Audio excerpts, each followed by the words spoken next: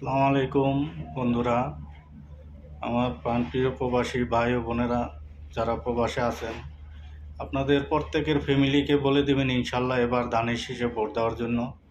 আমরাও আশা করছি প্রবাসীরা যে প্রবাসীদের যে দাবিগুলো ইনশাল্লাহ আমরা ভবিষ্যতে চেষ্টা করব যাতে আমাদের দাবিগুলো পূরণ হয়। নতুন সরকার আল্লাহর রহমতে যদি তারেক রহমান সরকার গঠন করে ইনশাল্লাহ বিএনপি, আমরা চেষ্টা করব ইনশাল্লাহ সবাই মিলে আমাদের দাবিগুলো পূরণ করার জন্য।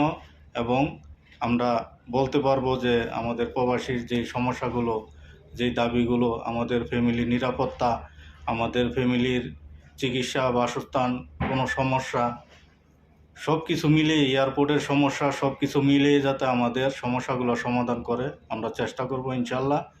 এমনকি এই বিএনপি সরকারই পারবে এই সমস্যাগুলো সমাধান করার জন্য, আমি আশা করি।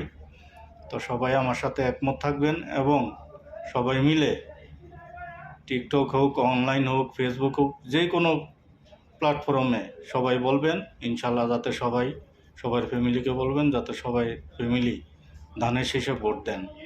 ইনশাল্লাহ আপনারাও সবাই ধানের শীষে ভোট দিবেন, ধানের শীষকে জয়যুক্ত করবেন। ইনশাল্লাহ বিএনপি ক্ষমতায় গেলে সবার আশাই পূরণ হবে, সবার দাবি পূরণ হবে ইনশাল্লাহ। আসসালামু আলাইকুম।